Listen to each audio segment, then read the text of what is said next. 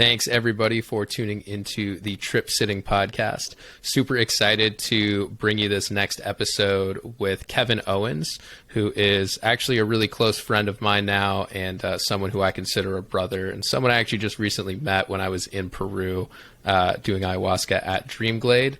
He was there with me, and he's been on his own self-healing journey and has done a lot of really cool things and has some really just great insight. And like I said, I'm very, very excited to bring this episode to you guys. This is actually going to end up being a two-part episode, so this is going to be part 1 of 2. So I hope everybody enjoys. Thanks. So Kevin, appreciate you joining me on the Trip Sitting podcast. Just a quick intro. The way that I know Kevin is actually through my ayahuasca retreat at Dreamglade. We only actually overlapped for about 3 days, and we became, very, very close in those really, really short amount of time, and have been staying in touch. Kevin's also located in Germany, but Kevin, thanks for joining me. Yeah, thanks for having me. So one of the things that Kevin and I talked about when we were at Dreamglade together was just our kind of self-healing journeys in general, and how they got started. And so, yeah, Kevin, I'd love to dive back into that and hear what made you begin this journey overall. Take it away. Yeah. Well, for me, it started 6-7 years ago. Like, I was working you were how old? How old around then? 22, 23.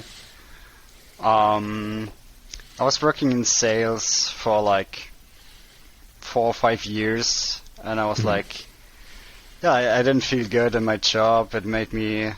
Did you go to college? sick. Did you go to university? Or did you just go straight I finished high school and did an apprenticeship in sales for 3 years, and then I was working in sales for 4 more years. So it's like, 7 years. 7 years in sales. it's just crazy how, like, I mean, here in America, that's not even like a fucking like, I wouldn't know how to just get a sales apprenticeship out of high school. Like, I don't know what the fuck that looks like. We're all taught, like, you kind of have to go to college or else you got to go get like some hard skills. But that's cool. You had that opportunity, but sorry to cut you off there. I was just curious. Good. Yeah, it's a bit different, our education system. But yeah, that's what I did for 7 years, and it got to a point where it just made me sick, physically, mentally. Just the stress and everything, and I wouldn't say burnout, but it was close to that with the age of 23. So pretty alerting and pretty scary. So yeah, I quit my job, and then I was just standing there, like, with no plan, no perspective, no idea what to do. So you just up and quit. You're just like, I can't do this anymore. I'm done. I'll figure it all out after. Yeah, it took me like 2 months of like just forcing myself every day to get up with nights of no sleep, and just coping every day and hoping for the day to be over. And yeah, I'm glad I made this decision and just quit without any plans, because otherwise I would have maybe continued working for another year until I figured out what to do. So yeah, I quit my job. I moved back to my hometown, moved back with my family, and then I was like thinking about going back to college or to university. But before that, I wanted to travel, and I've never been traveling out of Europe. So I was thinking about different countries, especially in Southeast Asia. But at the end, I decided to go to India. And I didn't do a lot of planning. I just packed my backpack and applied for a visa, and a month later I ended up traveling India for 4.5 weeks. Mm-hmm. And for me, I just needed to get out of everything that reminded me of my old job and the stress and the environment. So India seemed like a good place to be because it's like totally different world. Everything's so different. And it was tough at the beginning to just be in this very different environment. But coming home after 4 weeks in India, seeing tough stuff, and it was the first time for me seeing like poverty in real for the first time. And I always thought when I saw things on TV or in the news that it affected me, but it didn't. Like being there and talking with the people that have like nothing, and every day is just like working so they have dinner day by day. And on the other hand, they were so much happier than I. And I had everything, right? I had money, I had a home, and I had a good job, and I have a family and everything. So, and I was so unhappy, and they had nothing, and they were so happy.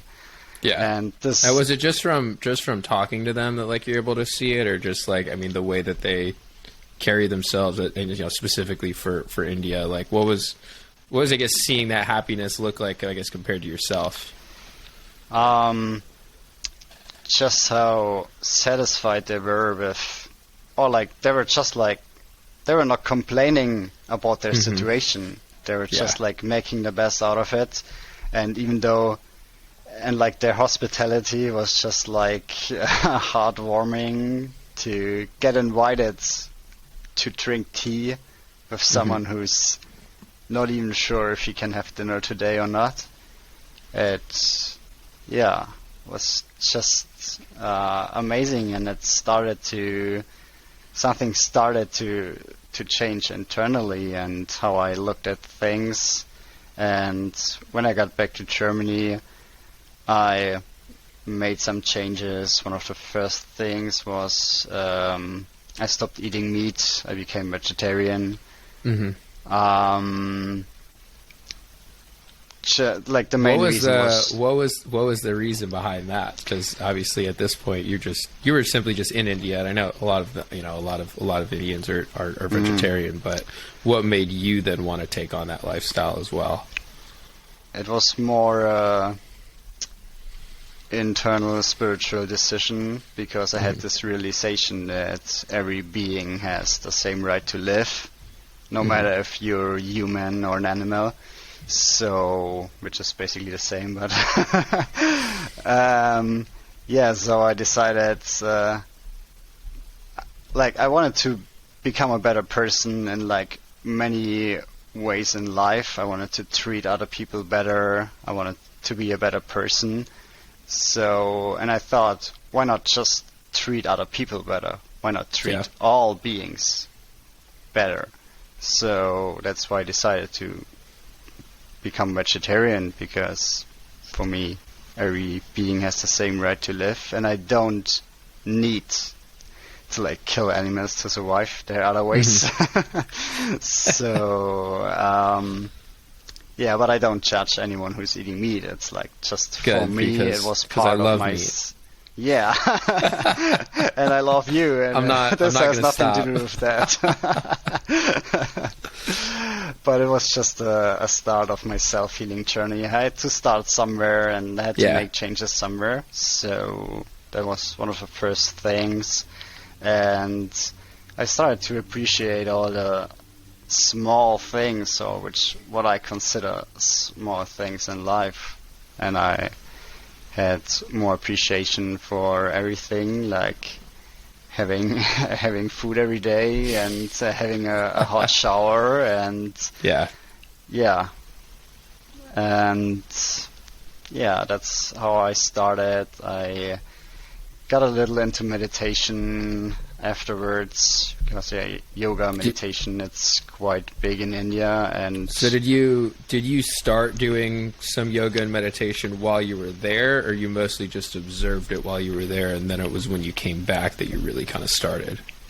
I was just traveling, and I didn't do any retreat there, but I was observing it, talking with people, and like their whole holistic medicine, which is like Ayurvedic, which is herbal-based medicines combined with yoga, meditation, breath work, which is like their approach, or their ancient medicine. So I got interested in it, and I did some research, and I started just some YouTube guided meditation, tried out different stuff, and I could see that it helped me to focus and to calm myself down in certain situations.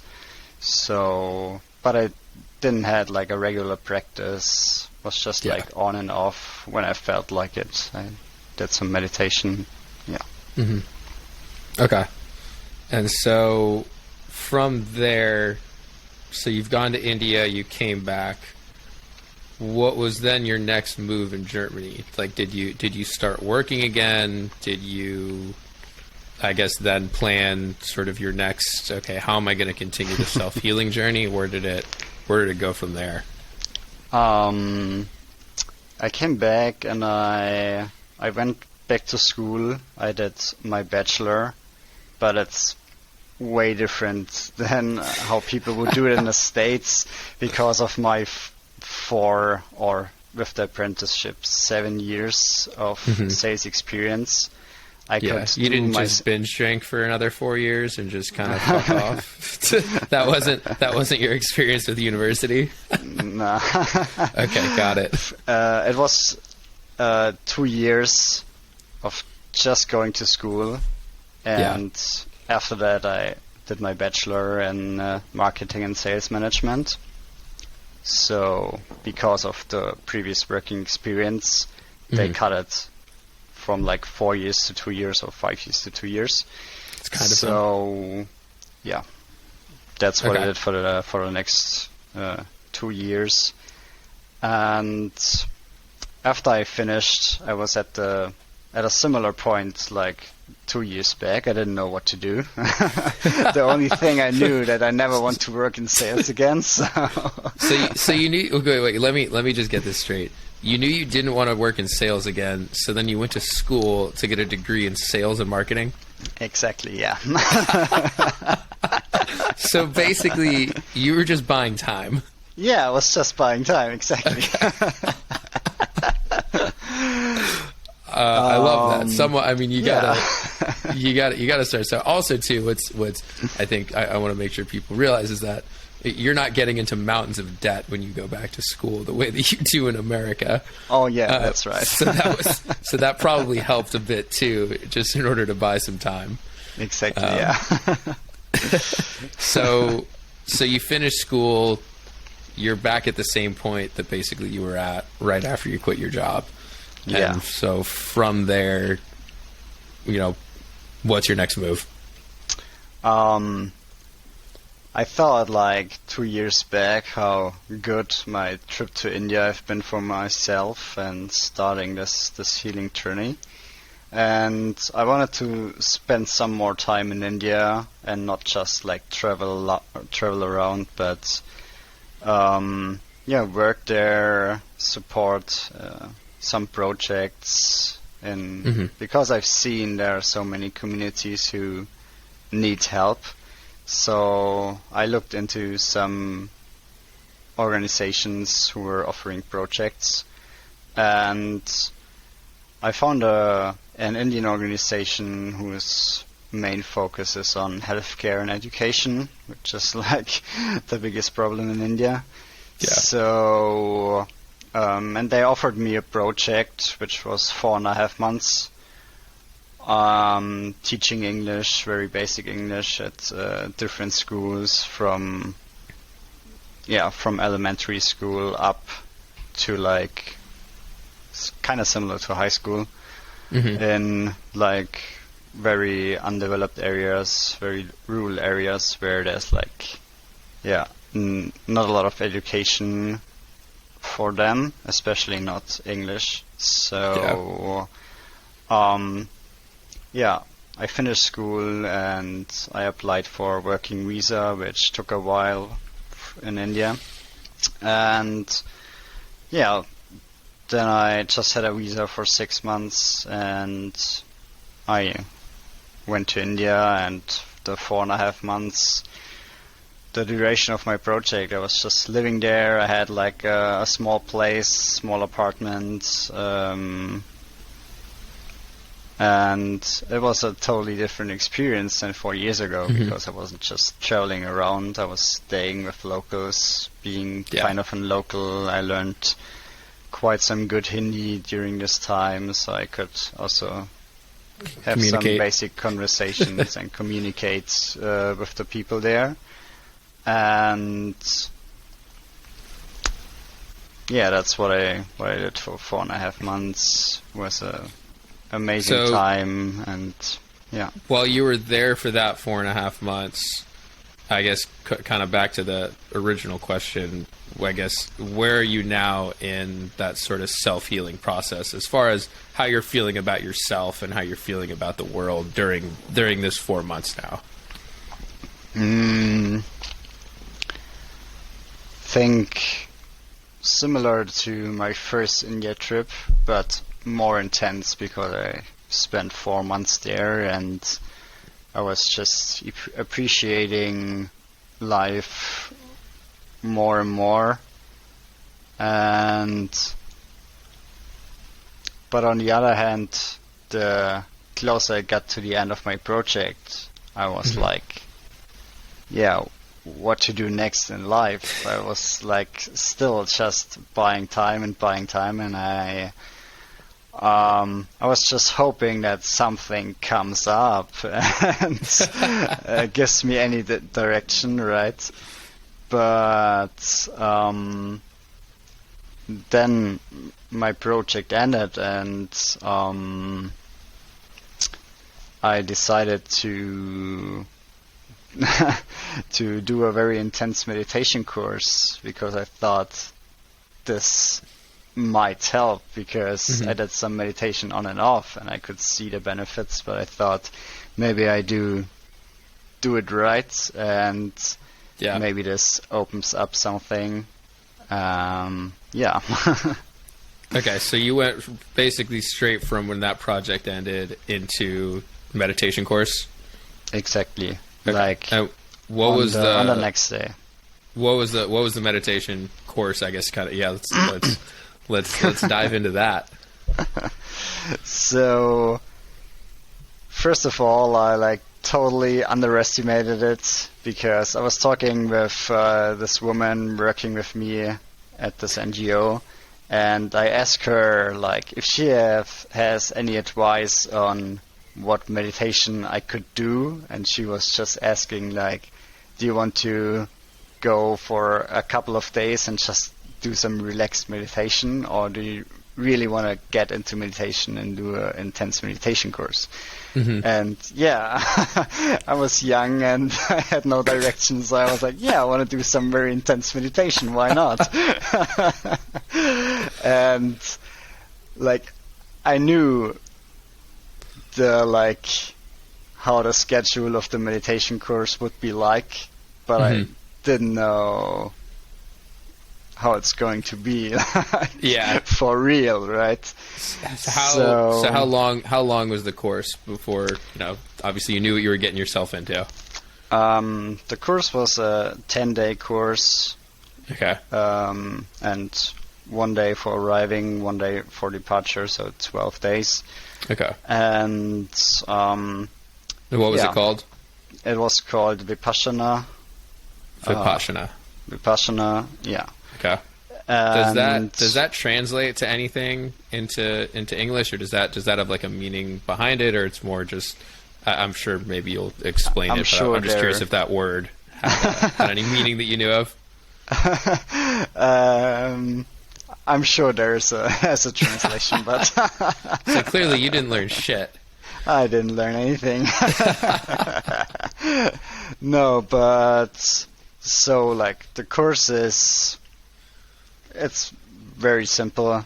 So it's 10 days with no communication at all with anyone in the retreat. So no talking and no non-verbal conversation. So you're completely silent the whole time. You're completely silent.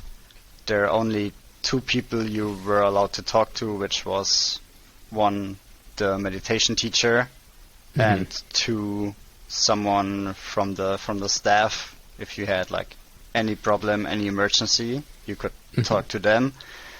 But if there's nothing to talk about, you're just silent for 10 days.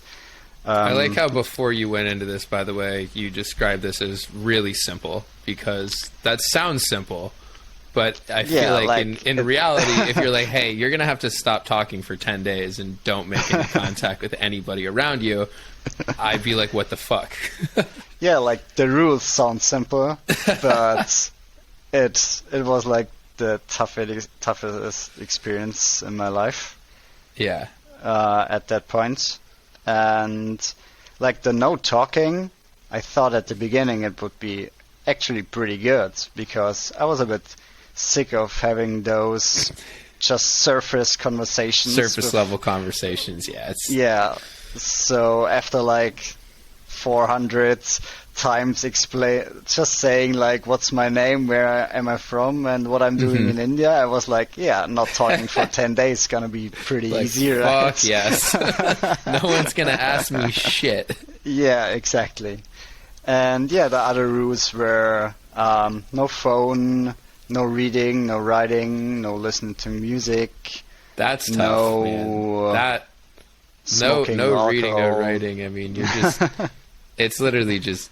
So I mean, it's just 10 days you and your thoughts, basically. Yeah, it's just you and yourself, and the schedule of the daily schedule was like 4 a.m. wake up call, and then 11 hours of the same meditation every day for 10 days. The same exact type of meditation. The same exact every type single of day, meditation. The first 2 days we did like we started with 2 days of concentration and breathing exercise, which was part of the meditation technique itself, but it just helped you to clear your mind and to get into the technique. And yeah, but it was just 11 hours every day. We had breakfast and lunch, no dinner, no one to talk to except for 5 minutes every day after lunch. In the first group meditation after lunch, the meditation teacher was calling you up and he was asking you, how do you feel? Do you understand the technique? Everything's okay? And then you say, yes, everything's okay. And that's the conversation. That's your daily conversation. So I guess I'm kind of curious, or I mean, even a little confused. I guess what is the point of the meditation? Is it to quiet your mind? Is it to just feel your body more? Is it to like is there a goal, or it's literally just to be like, can you just sit with yourself and just fucking do that? What they try to teach you and what is the ultimate goal of Vipassana is to train your unconscious mind not to react immediately to every situation. It's more like observing first and then making a proper conscious decision on how to react. So that's do you think that the unconscious mind, I guess, do you consider that and like your ego to be the same thing, or are those still separate?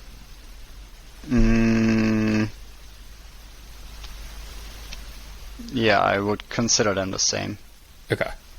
So it's to train that to basically just, quiet down. Yeah, and like during the meditation course, they teach you to accept what is, accept and live in the present moment without past and future, because that's what's happening after 3 days, because your mind is getting a little crazy because you're not getting any input, right? Yeah. And so your mind is constantly starting to think about past and future because it's not getting any input from the present. But then if you proper meditate and do what they tell you to do, it changes to no thoughts about past and future, and you stay mostly, like I would say 90% of the day, you're like in the present moment. You walk around, you always look at the ground, watch your step. You, while eating, you sit up against the wall, so it's just your food and the wall. You can't look left or right because someone else is sitting there, and you're not allowed to make eye contact. So, so the only thing you can do is you enjoy and explore the food on the plate, right? It's not like eating while scrolling through Instagram or whatever. You're eating, or you're like, oh, let me eat during lunch really quick. I gotta go send out a bunch of fucking emails, or I think I can't remember the last time I just sat down and just ate for the purpose of just eating without thinking I've got a million things to do after this, or wow, I should have done something differently this morning, or something like that. Yeah, exactly. So it's basically that. And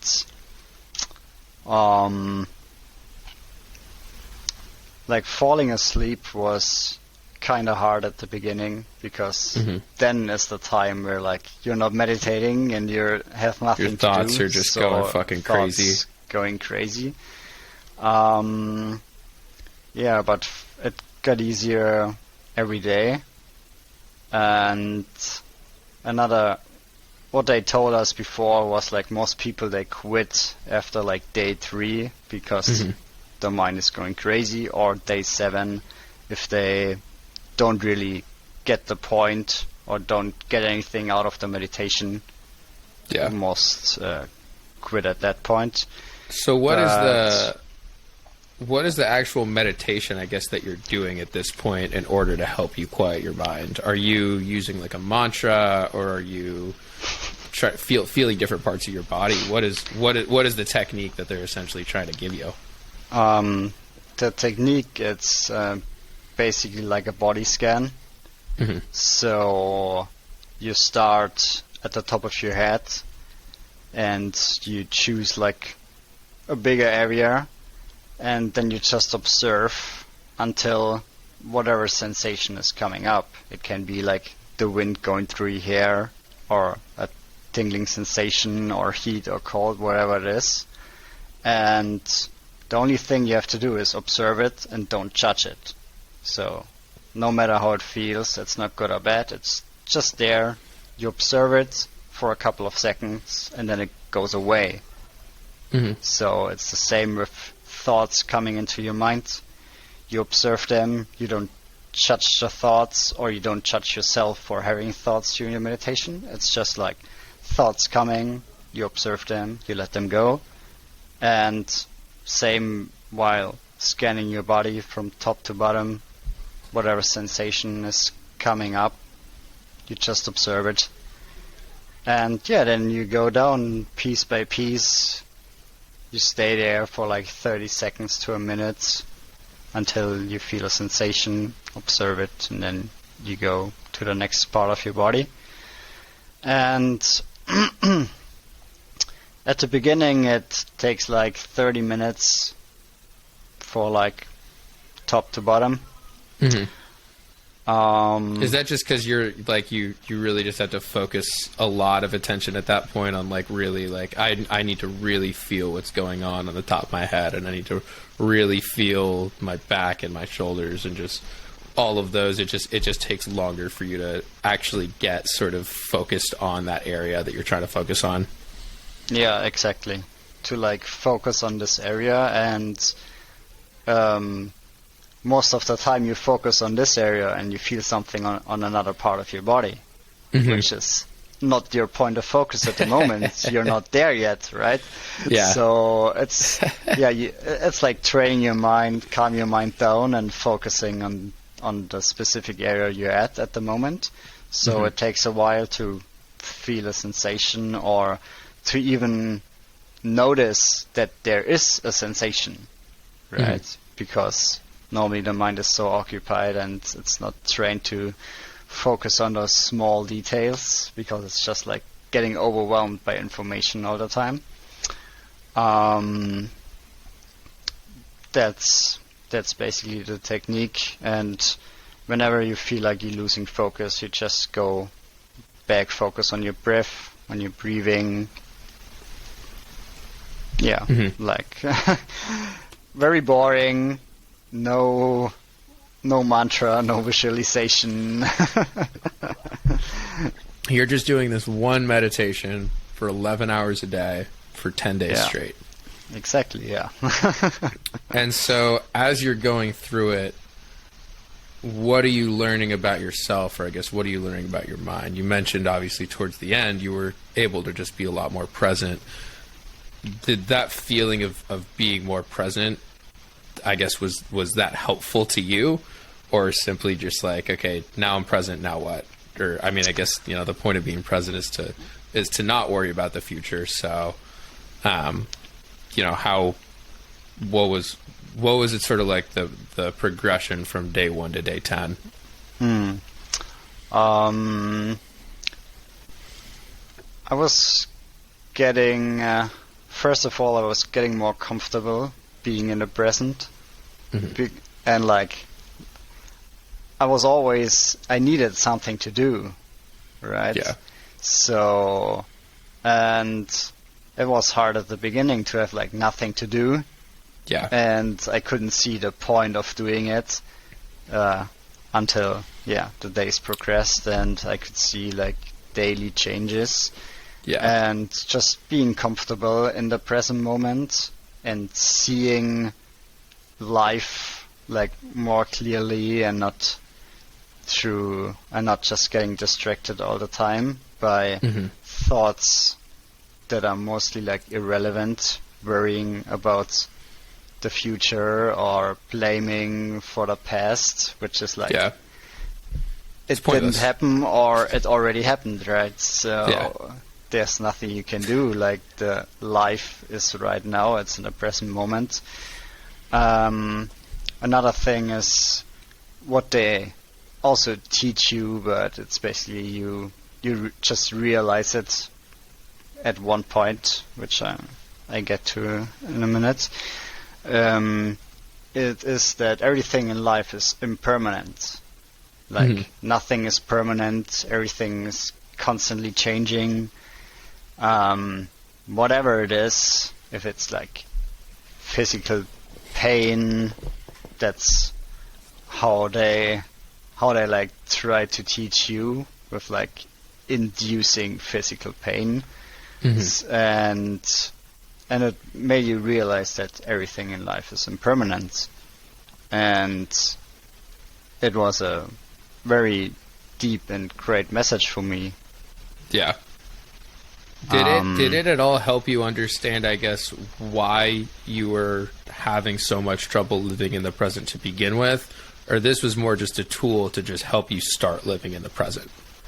It was more like a tool. There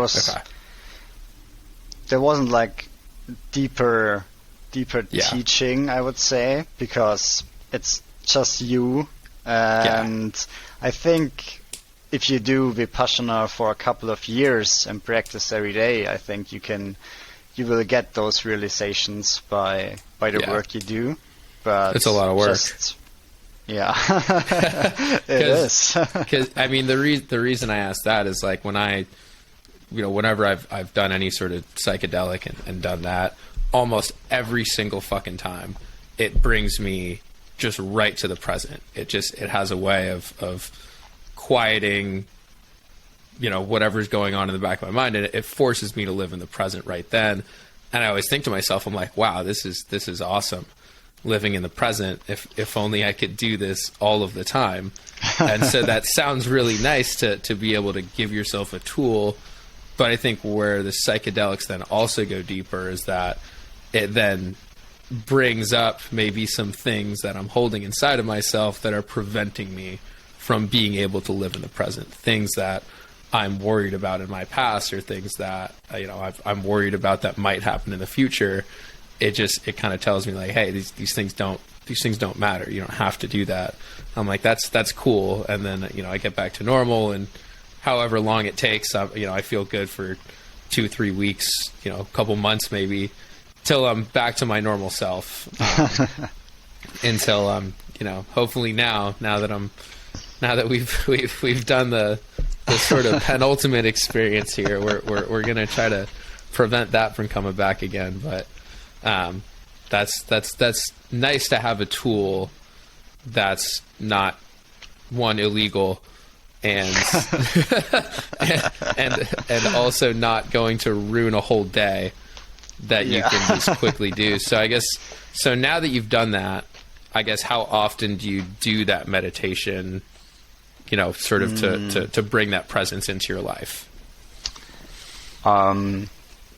This exact meditation, Vipassana, maybe once in 2 weeks.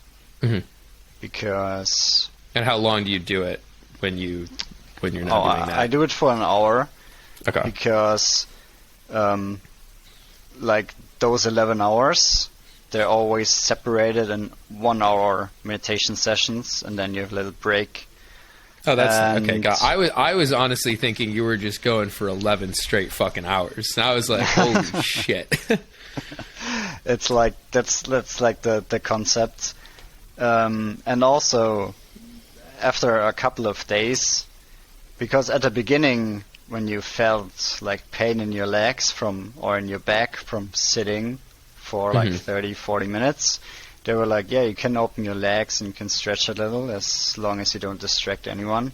But after like 3 days or so, we had 2 hours every day where we're not allowed to move on our 1 meter mat or cushions. So, and that's what I meant with inducing pain, because if you're not allowed to, if you sit in a cross-leg position for 30-40 minutes, it starts my to muscles hurt a are lot. gonna lock up. Like like your feet's getting numb, and it hurts.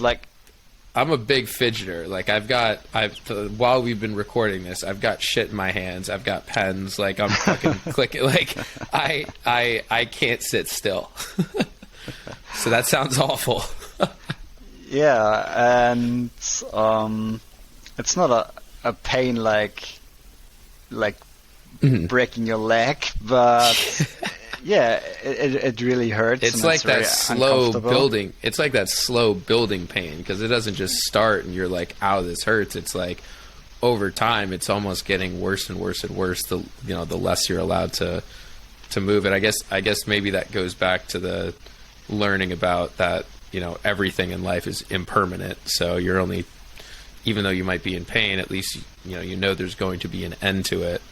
I'm curious, as you started doing this, did it ever get to the point where, while you were in this position and essentially that pain would come, that the pain would just go away, or you just wouldn't feel the pain at all before you were allowed to actually move again? No, like the pain was always there, starting at like 30 minutes, and yeah, at like 45 minutes your legs are numb, but you can still feel the pain.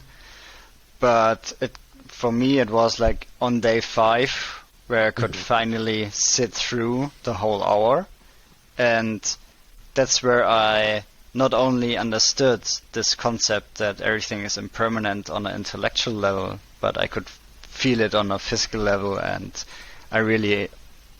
that's where I really got it, because after this 1 hour I can stand up, I can open my legs, and the pain is gone, right? Yeah.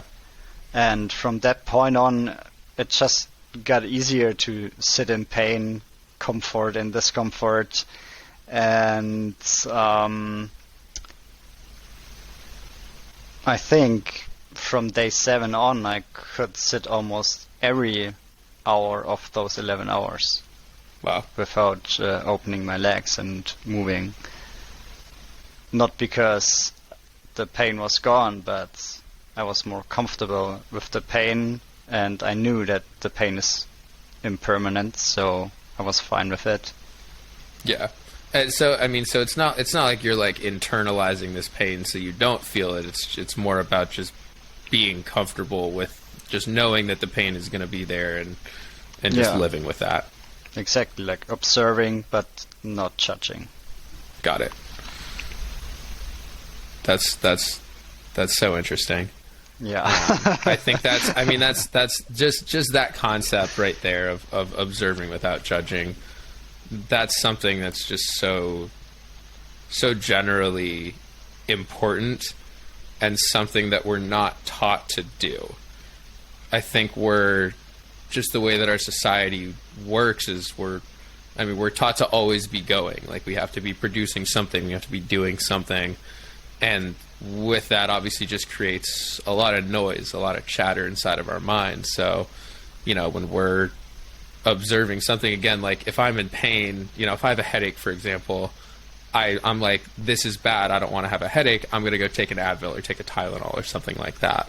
Or if I'm anxious about something, I need to be like, okay, how do I fix this so I'm not anxious anymore, rather than just sit there with those feelings and just, understand like, okay, this is, I'm anxious right now. That's it. I can still live my life and just with that feeling. I don't have to do anything to make it go away. It's more about understanding that this is there. And I think that's where the psychedelics really, for me at least, come into play, is it helps me understand why those feelings are there. It helps me get to the core of, if I'm feeling anxious, well, this is why you're feeling anxious. And that's the actual problem. The problem itself isn't whatever's making me feel anxious. It's something else that's deeper than that. Yeah, exactly. Like, for me, the meditation is like being okay with certain feelings and observing them. And ayahuasca made me ask the question, why? And made me understand why I'm feeling certain ways and allowing myself to feel. And was there ever any sort of emotional release or part of the Vipassana meditation? Yeah, I had some 2 or 3 nights where I was crying. Mm-hmm. I can't pinpoint it exactly why I was crying. It was just like a combination of like everything, the whole setting and the meditation retreats, the overwhelming feeling of being present all the time, and like all of the feelings that you normally probably just suppress and try to pay no mind to. You can feel them very, very, at the surface now. Yeah, and just being with myself and being alone. Like, I've been sitting alone in a room before, but I haven't been alone for 10 days straight. Yeah. So even though there are other people around you, you're alone. It's just you and yourself. And this feeling alone just made me cry. Yeah. Not because I was sad or because I was happy. It was just like acknowledging that, yeah, that's me. That's me. Like, this is me. I'm see here. That's me. I'm here, and without distraction, without filter. Yeah. So yeah. Gotcha. So would you recommend that type of experience to somebody who is just starting their self-care and healing journey? Or do you think, maybe there's other places to start that might be a little easier? I think it really just depends. It might be easier to start with a 2 or 3 day different kind of meditation, or you start with yoga and do some breath work. But at the end, it was perfect for me because it just started off like it really started off my journey, and I'm still benefiting from the lessons I've learned in those 10 days.